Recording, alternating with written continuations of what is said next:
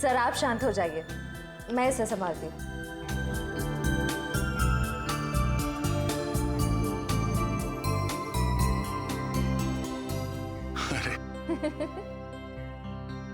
इतनी बात मेरी समझ में नहीं आई। ये बड़े से बड़े मुजरिम को मैं आराम से निपट सकता हूं, पर छोटे बच्चे को संभालना जरा मुश्किल काम है ना। सर एक बात कहूं, आप कुछ भी कर सकते हैं, आपके लिए कोई काम मुश्किल नहीं है। बड़े बड़े गुनहगारों से निपट सकते हैं, छोटे बच्चों को संभाल सकते हैं। बस जरूरत है तो अपने अंदर छुपे हुए दया को बाहर निकालने की, जिसका दिल मोम जैसा है, जो सबकी कदर करते हैं, जो प्यार करना भी जानते हैं।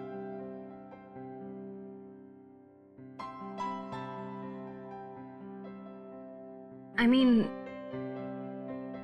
जो सबकी इज्जत करना भी जानते हैं। अब चिंता करने की कोई जरूरत नहीं है सर, मैं आ गया हूं। अरे फिर तुम, क्या बात है? सर हाँ? जब मुझे एहसास हुआ कि आप अकेले बच्चे को संभाल नहीं पाओगे तो मैं आ गया। ला बच्चा दो। इट्स ओके सर, मैं बच्चे को नहीं संभाल पाओगी, मुझे दे दो। लेकिन फ्रेडी, बच्चे को नींद नहीं आएगी, उसे सुलाने का तरीका मेरे पास है। बच्चा दे दो।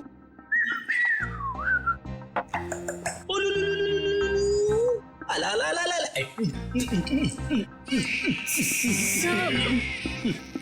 फ्रेडी क्या कर रहे हो?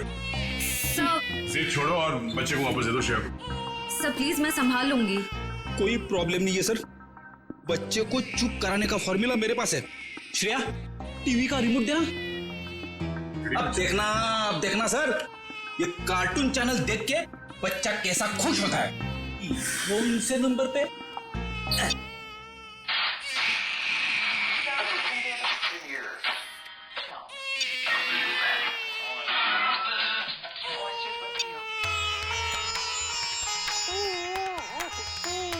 फिर एक मिनट, वो शास्त्रीय संगीत वाला चैनल फिर से लगाना।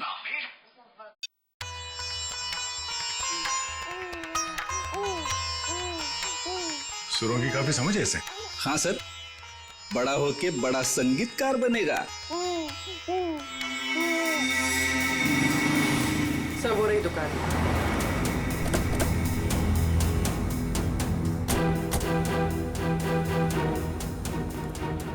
ये लो कस्टमर के कपड़े हैं, पैक कर दो। हाँ सर कहिए, कपड़े देने आए हैं या लेने आए हैं? अगर देने आए हैं तो 5 दिन के बाद ही मिलेंगे, और अगर लेने आए हैं तो मैं उम्मीद करता हूँ कि 5 दिन के बाद ही आए होंगे।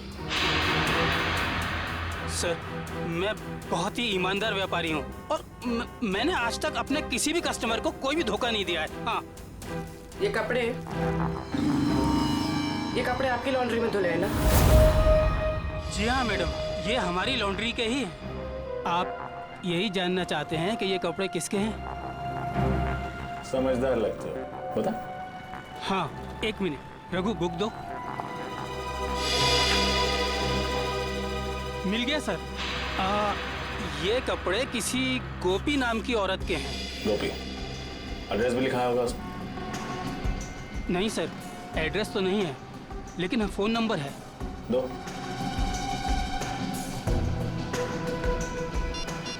साहब, मुझे तो पहले से शक था जब वो लड़की यहाँ कपड़े डालने आई थी। ऐसा क्या किया था उसने? मैडम, मैंने बोला 5 दिन बाद कपड़े लेके जाना। वो बोली मैं 2 दिन में आऊंगी। मैंने कहा नहीं मिलेंगे, तो मुझसे गुस्सा करने लगी। बोली तुम्हें धोबी घाट पर ले जाकर उल्टा लटका दूंगी, और किसी के साथ मोटरसाइकिल में बैठकर चली गई।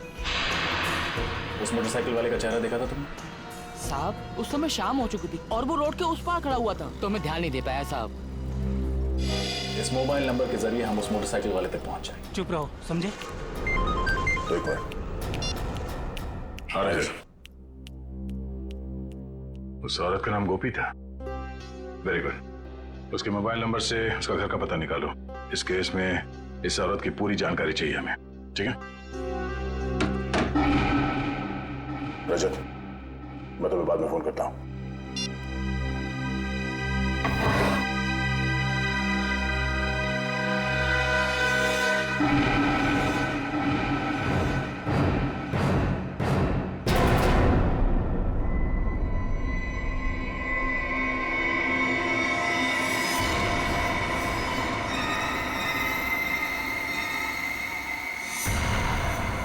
दया तुम फौरन अपनी बंदूक नीचे रख दो, वरना इस लड़की का भेजा बाहर कर देंगे। दया, तुमसे हमारी कोई दुश्मनी नहीं है, बस ये बच्चा हमारे हवाले कर दो और अपनी जान बचा लो। अपनी जान की परवाह करने वाले कायरों को हम सीआईडी में भर्ती नहीं किया करते। अगर इस बच्चे को किसी ने छुआ भी ना तो तुम सबकी अर्थी यहीं से उठेगी। अर्थी तो इस छोकरी की उठेगी दया। बस तुम कंधा देने के लिए तैयार रहो। बंदूक नीचे रखो, नीचे रखो बंदूक। सर आप मेरी परवाह मत कीजिए, आप गोली चलाइए। चुप! दया गन नीचे रख, नीचे रख गन दया, वरना इस छोकरी की खोपड़ी उड़ा दूंगा मैं। एक मिनट,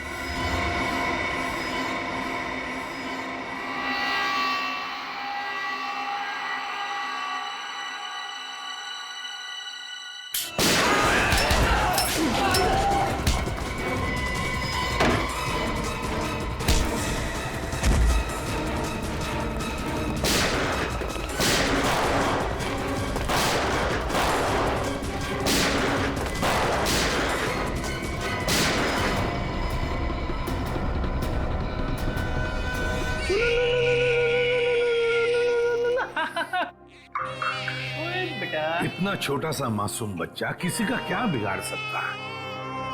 ये तो कोई राक्षस ही है जो ऐसे मासूम बच्चे पर हमला करने को देखता है। सर उस गुंडे का क्रिमिनल रिकॉर्ड मिल गया। क्या नाम है उसका? उसका नाम शमी है और उस पे कॉन्ट्रैक्ट किलिंग और किडनैपिंग के 3 केसेस चल रहे हैं। कॉन्ट्रैक्ट किलिंग और किडनैपिंग? लेकिन ये सिर्फ कॉन्ट्रैक्ट किलिंग का केस नहीं है, ये कुछ और ही चक्कर है, कोई बड़ी साजिश है ये। सर मोबाइल कंपनी ने गोपी का जो एड्रेस दिया था वो गलत है सर। गलत है? हाँ सर। मतलब सर ये सब पहले से प्लान था।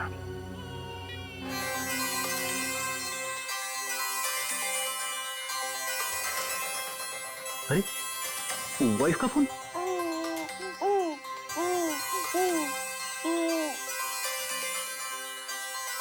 कैसी लगी तू? अच्छी अच्छी अच्छी। सर कल रात दया सर के घर पे टीवी पर जब शास्त्रीय संगीत आ रहा था तब बच्चा अचानक से शांत हो गया और मुस्कुराने लगा। अच्छा, वैसे आमतौर पे इस तरह की धुन सुनकर बच्चे उछलने लगते हैं। हाँ लेकिन अभी भी फ्रेडी सर की रिंगटोन सुनकर बच्चा कैसे खुश हो गया? सर हो सकता है कि जब से इस बच्चे का जन्म हुआ हो तब से ये शास्त्रीय संगीत सुनता आ रहा। हो सकता है इसके माता पिता में से कोई संगीतकार या गायक हो। कविनगर जाके पता लगाना पड़ेगा कि वहां पर कोई शास्त्रीय संगीत विद्यालय है क्या। ता थई तत थई ता थई तत थई ता थई तत थई तत थई ता थई तत थई ता थई तत। एक मिनट,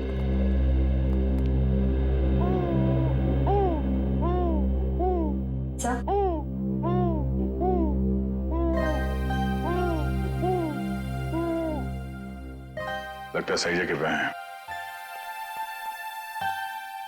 नमस्ते। नमस्ते। अरे वाह, ये बच्चा तो बड़ा कोमल है, इसके पैर में कला भी नजर आती है, लेकिन नृत्य सीखने के लिए ये उम्र बहुत छोटी है। मास्टर जी, हम यहाँ बच्चे को नृत्य सिखाने के लिए नहीं लाए हैं। तो फिर इस नन्ही सी जान को आप यहाँ क्यों ले आए? हम लोग सीआईडी से हैं और एक केस के सिलसिले में आपसे कुछ पूछताछ करने आए हैं। ओ जी, पूछिए। जरा इस बच्चे को देखिए, आप पहचानते हैं इसे? देखा आपने इसे? जी नहीं, इस बच्चे को कभी देखा नहीं मैंने। आपने इस औरत को देखा है? अरे ये तो हमारे बगल वाली डे केयर सेंटर में काम करती है। Baby day care centre?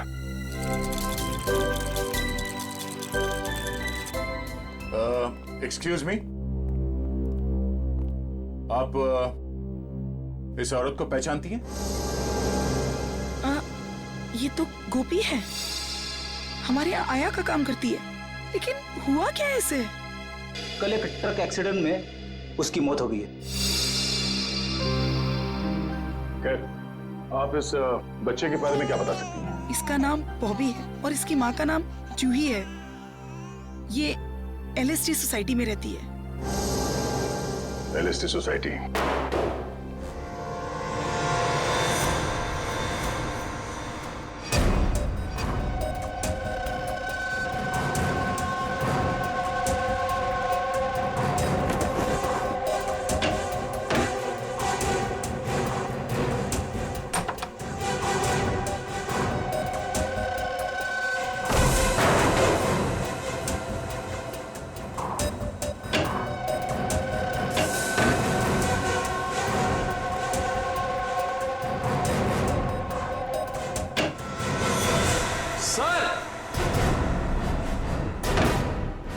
Sir ये देखिए, बॉबी की माँ जूही को ही मार दिया।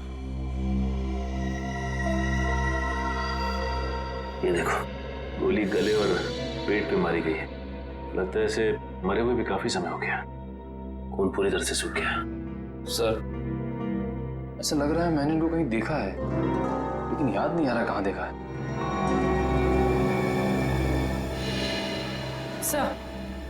सर वो देखिए,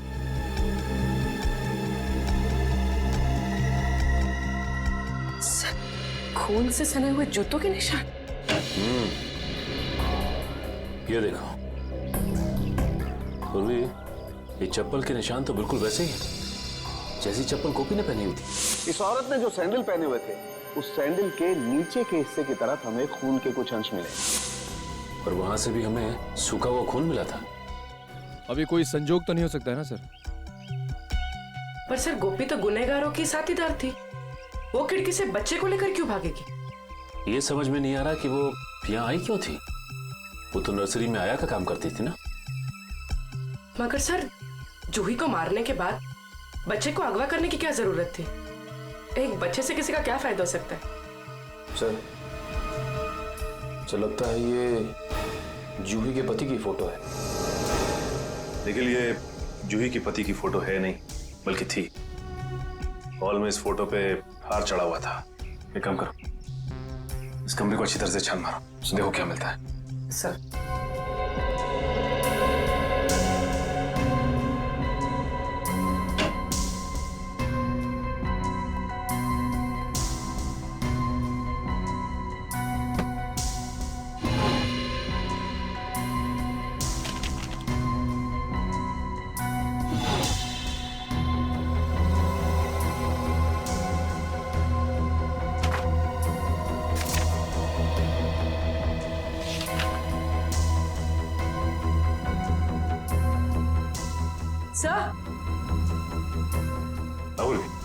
सही देखिए,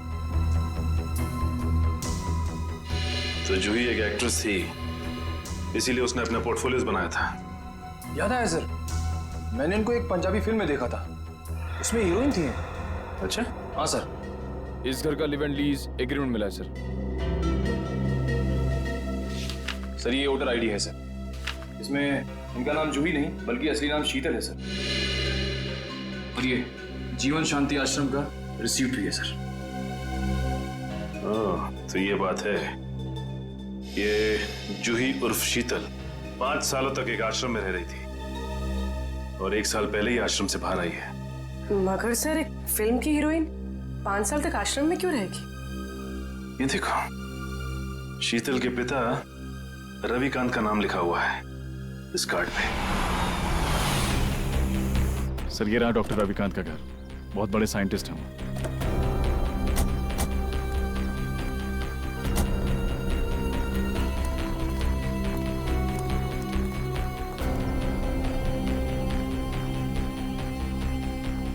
सर ये घर तो लगता है काफी टाइम से बंद पड़ा है। हाँ रजन, ये देखो कितने दिनों के अखबार पड़े हैं यहाँ पर, ये सारे खत पड़े हैं। काम करो, इन दोनों घर के अंदर जाके अच्छी तरह से तलाशी देखता हूँ ये चिट्ठियां क्या है।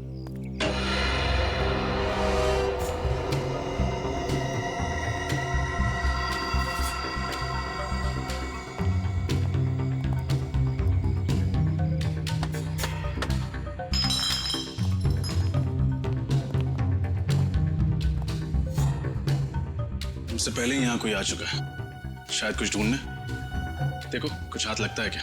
सर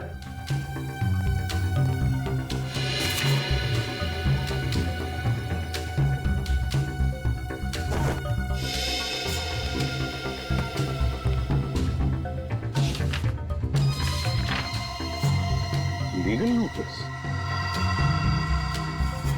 अरे सुनिए सुनिए, देखिए मैं सीआईडी से हूँ। एक बात बताइए, आप रविकांत जी को जानते हैं? हाँ सर, 10 सालों से वो मेरे पड़ोसी हैं। अचानक उनकी मौत की खबर सुनकर बहुत दुख हुआ। अचानक मौत हो गई रविकांत जी की? कब, कैसे? गाड़ी की स्पीड इतनी तेज थी कि वो कंट्रोल नहीं कर सके और वो जाके नदी में गिर गए। Oh my God. कुछ मिला? नहीं सर। ये रविकांत जी का एक्सीडेंट ही था या? एक्सीडेंट ही था सर। ठीक है, थैंक यू वेरी मच, अब जा सकते हैं। नोटिस कैसी?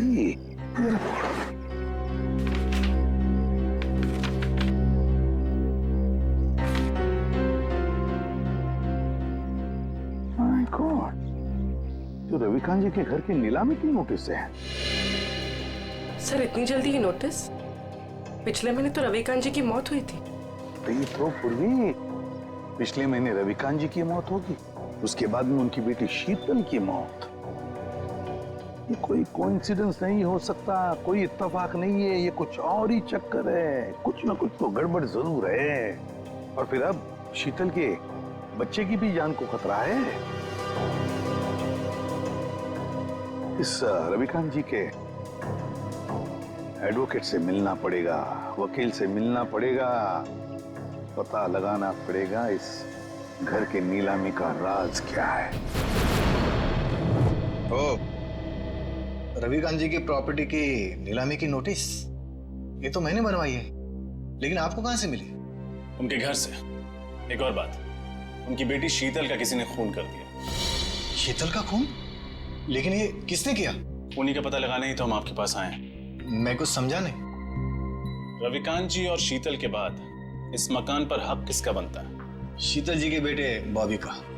सिर्फ मकान पर ही नहीं, कसारा में जो 50 एकड़ जमीन है वो भी बॉबी के नाम हो जाएगी। अच्छा, और ये नीलामी का आइडिया किसका था? रविकांत जी के छोटे भाई राकेश का। राकेश? इस राकेश के बारे में और कुछ जानते हैं? जी हाँ, दरअसल उनके परिवार को मैं पिछले 15 साल से जानता हूँ। उनके सारे लीगल मैटर्स मैं ही देखता हूँ। रविकांत और राकेश के पिताजी की जब मृत्यु हुई तो उनके प्रॉपर्टी का सबसे बड़ा हिस्सा रविकांत को मिला और सिर्फ 15% राकेश को। ऐसा क्यों किया उनके पिता? क्योंकि राकेश के तौर तरीके और आलसीपन की वजह से उनके पिताजी काफी नाराज थे और उनको राकेश पर भरोसा नहीं था। तो इस बात से तो राकेश जी को बहुत गुस्सा आया होगा। जी हाँ, बहुत। इतना ही नहीं, उसने अपने भाई के साथ सारे रिश्ते नाते तोड़ दिए थे। फिर अचानक दिवाली के दिन आकर गले मिले और सारे गिले शिकवे दूर हो गए। हो सकता है ये राकेश की चाल हो, रविकांत जी का भरोसा जीतकर उनकी पीठ पर वार करने की। सर ये भी तो हो सकता है कि बॉबी को राकेश जी ने अगवा करवाया हो। ये तो राकेश से मिलकर ही पता चलेगा।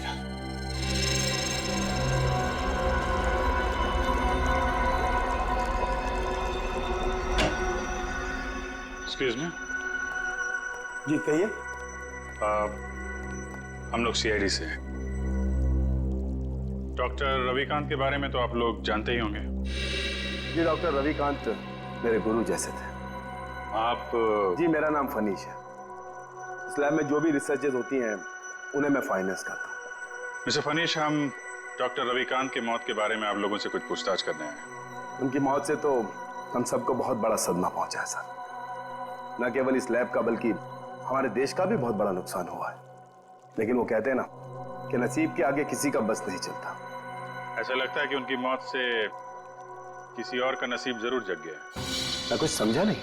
हमें शक है कि उनकी कार का एक्सीडेंट हुआ नहीं है बल्कि करवाया गया है। यानी किसी ने उनका मर्डर किया? शायद। वैसे किस चीज पे रिसर्च कर रहे थे डॉक्टर रविकांत? इसके बारे में तो उन्होंने कभी किसी को कुछ नहीं बताया। वो एक टॉप सीक्रेट रिसर्च कर रहे थे, इसीलिए उसका जिक्र उन्होंने कभी किसी को नहीं किया। सर वो कुछ डरे डरे से रहते थे। क्यों? किससे? इसके बारे में उन्होंने किसी को बताया नहीं, लेकिन वो अपने जो रिसर्च के पेपर्स है ना वो अपने केबिन के लॉकर में रखते थे और तकरीबन हर रोज वो लॉकर का पासवर्ड चेंज करते थे। पता नहीं क्यों। लगता है ये रिसर्च की वजह से उनका खून किया गया है। उनका केबिन दिखाइए जरा।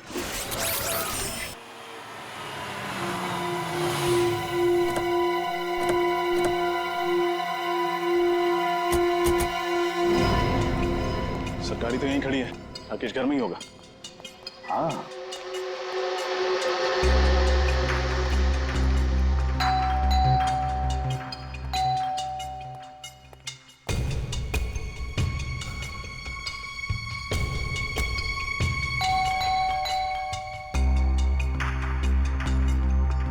तो लगता है घर में कोई नहीं है, कोई दरवाजा नहीं खोल रहा।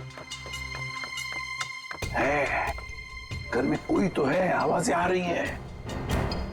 खोल दो दरवाजा।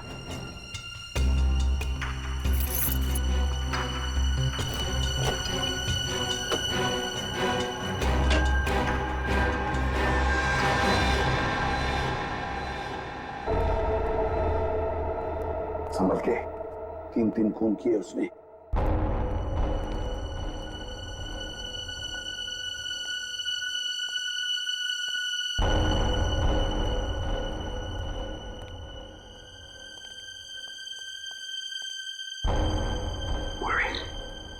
इस तरफ जाओ। सर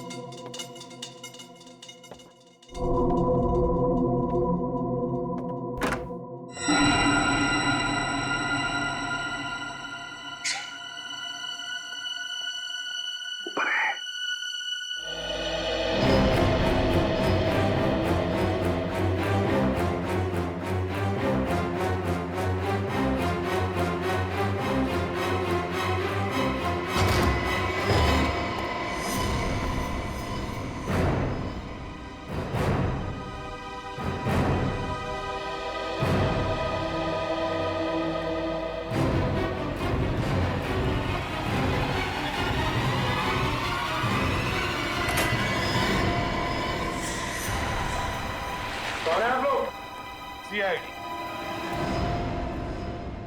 लेकिन मैंने किया क्या है? या क्या है? हैं? या क्या है? अभी पता चल जाएगा क्या क्या है। इसके घर की अच्छी तरह से तलाशी लो। सर आप पूरे घर की तलाशी ले लीजिए, पर प्लीज मुझे ये तो बताइए कि मेरा गुनाह क्या है? रविकांत और शीतल को क्यों मरवाया तुमने? शीतल का कत्ल हो गया सर?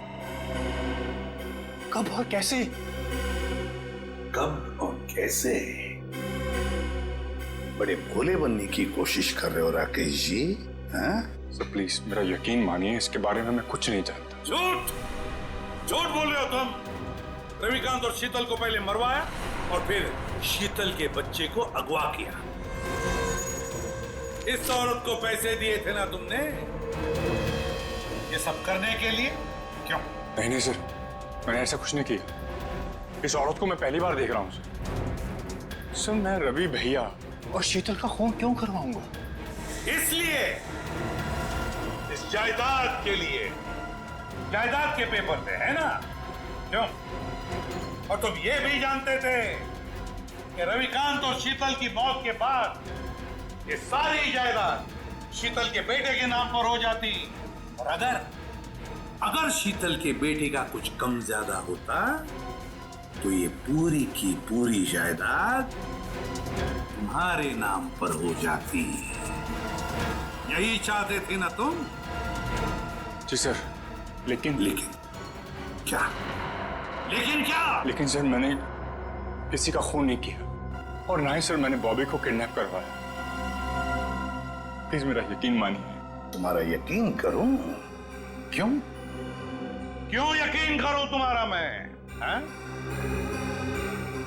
कोई सबूत है तुम्हारे पास? क्यों? क्यों यकीन करूं तुम्हारा मैं? है? कोई सबूत है तुम्हारे पास? हाँ सर, 1 मिनट।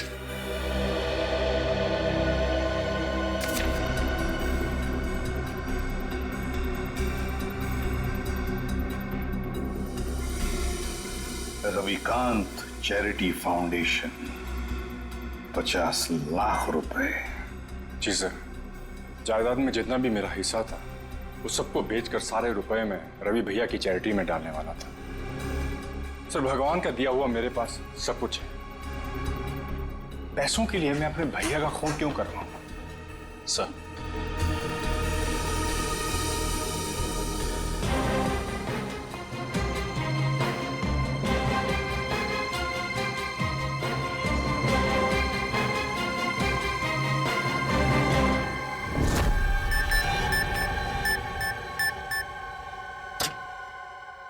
ये क्या, लॉकर तो खाली है। खाली है? अभिजीत,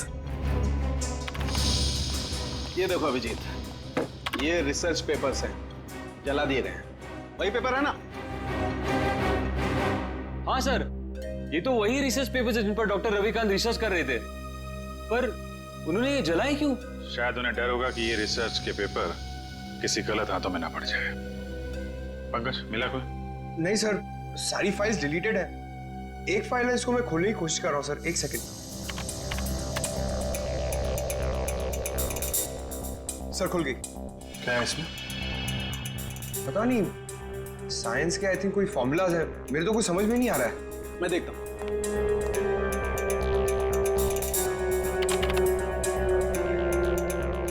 ओह, नहीं अभिजीत, ये कोई साइंस का फार्मूला नहीं है, ये एक वायरस की टेस्टिंग रिपोर्ट है। क्या मतलब सर? मतलब ये है कि जैसे जहर का काट जहर होता है, वैसे ही किसी भी बीमारी का इलाज उसके वायरस के द्वारा ही किया जाता है। और इस वायरस का टेस्ट किसी इंसान पर कर रहे थे डॉक्टर रविकांत। और कौन सा वायरस है ये? ये बेलकोप नाम का वायरस है, बहुत रेयर किस्म का वायरस है, ज्यादा सुना नहीं है इसके बारे में। मगर सर ये वायरस टेस्ट किस पर कर रहे थे? माय गॉड, माय गॉड, मैं समझ गया अभिजीत। अरे है कौन वो? अभी नहीं, 1 घंटे के बाद मैं तुम्हें ब्यूरो में मिलता हूँ, कंफर्म कर लूं फिर बताता हूँ। सचिन, पता चला डॉक्टर रविकांत लैब में क्या बना रहा था? नहीं सर, अब तक तो कुछ नहीं पता चला। सालुंखे साहब कह के गए हैं कि 1 घंटे में वापस आता हूँ फिर। बस पता चल गया, मैंने गुत्थी सुलझा ली। यार तू फिर बता ना सालुंखे। बॉस, उस रिसर्च लैब में हमने जिस पेशेंट की रिपोर्ट देखी थी, उसमें पोलकोप नाम का वायरस था। ये कौन सा वायरस है? वही तो पता लगाना है, लेकिन एक टेंशन है बॉस। किस बात की टेंशन? बॉस, मैंने जब पता लगाया तो पता लगा कि पोलकोप नाम का वायरस तो है ही नहीं। अरे तो फिर सालुंखे साहब, उस मरीज के शरीर में ये वायरस आया कहाँ से? वही तो बॉस, मैंने जब उस बच्चे का ब्लड टेस्ट किया दोबारा से, तो पता ये चला कि उसे हिस्लेक्सिया नाम की बीमारी है, सांस लेने की बीमारी, जिसका कहीं कोई इलाज नहीं। लेकिन जब मैंने बच्चे का ब्लड टेस्ट किया तो पता ये चला कि हिस्लेक्सिया का असर उसके शरीर में, उसके खून में धीरे धीरे कम हो रहा है। वो कैसे? वही तो प्रॉब्लम है बॉस। जब मैंने बच्चे का ब्लड टेस्ट दोबारा से किया तो पता लगा कि उसके शरीर में अलग अलग किस्म के वायरस हैं, जिसकी वजह से हिस्लेक्सिया का असर उसके खून में धीरे धीरे कम हो रहा है। और इन्हीं वायरस में से पोलकोप वायरस भी है। मतलब वो टेस्ट रिपोर्ट बच्चे की थी? हाँ बिल्कुल। मतलब ये जो कुछ भी हुआ है इस पोलकोप वायरस की वजह से ही हुआ है। कोई तो है जो इस पोलकोप वायरस पर कब्जा करना चाहता है। हाँ सर, डॉक्टर रविकांत ने वायरस के सारे सैंपल और रिसर्च के सारे मटेरियल तबाह कर दिया, बर्बाद कर दिया सर। अब ये वायरस सिर्फ बच्चे के अंदर है। मतलब सचिन, बच्चे की जान।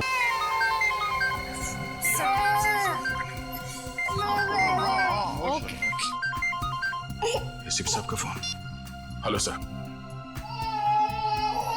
क्या बच्चे के शरीर में वायरस इंजेक्ट किया गया? सर लगता है इसीलिए उसका टेम्परेचर उतर नहीं रहा, उसे बुखार है सर।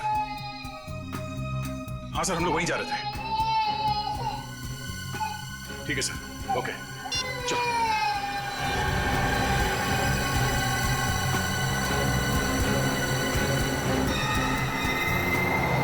चलो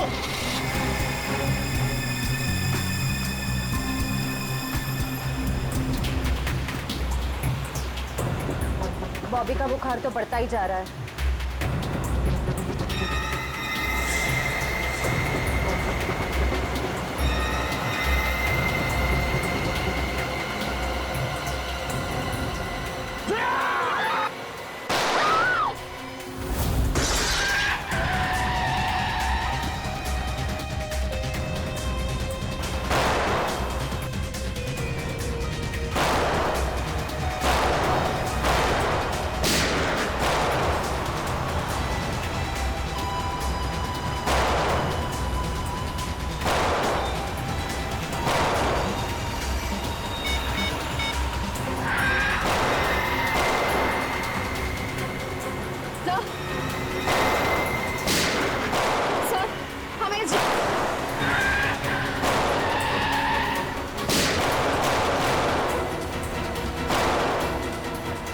तुम ठीक हो?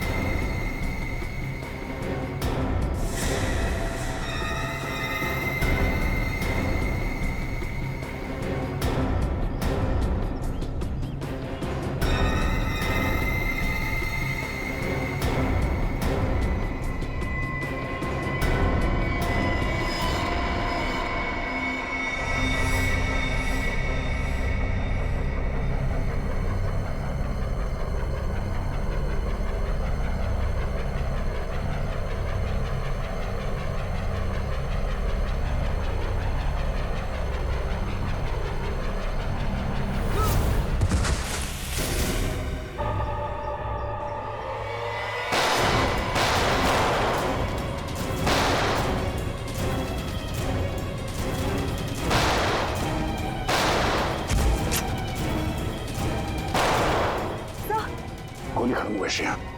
रख दया, तेरा खेल खत्म हो गया। चल कर नीचे रख। लड़की को दे, मेरे को दे, बच्चा मेरे को दे।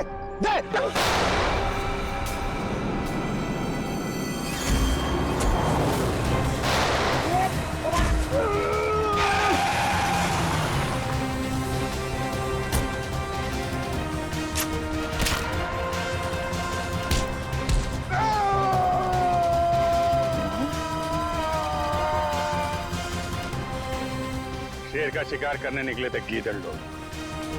बोल, किसके कहने पे किया ये सब? शर्म आनी चाहिए तुम्हें। एक मासूम बच्चे के साथ तुमने ऐसी घिनौनी हरकत की।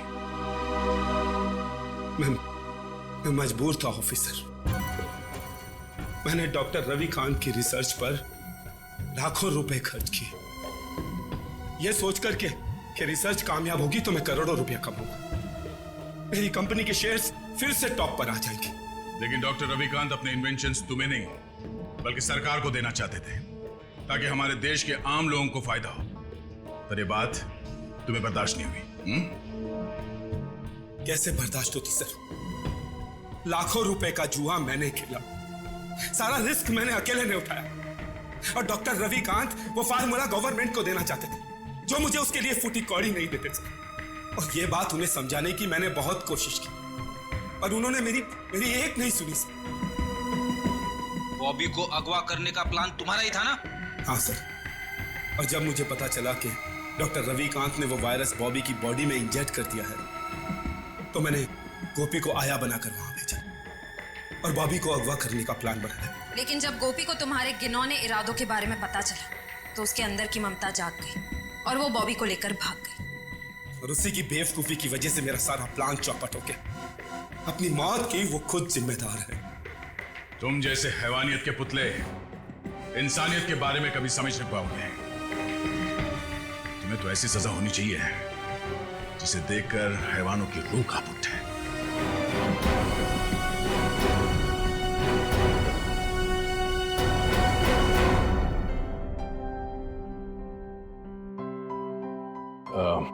सर, हमें इस बच्चे के भविष्य के लिए कुछ करना चाहिए। हाँ, इसके भविष्य का पूरा बंदोबस्त करके रखा है।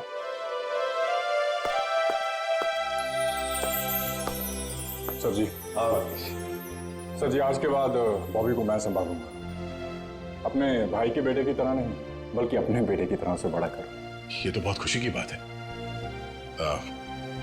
लेकिन जिंदगी में कभी इस बच्चे को किसी मदद की जरूरत पड़े तो हमें जरूर याद करना। बहुत खुशी होगी हमें। Thank you.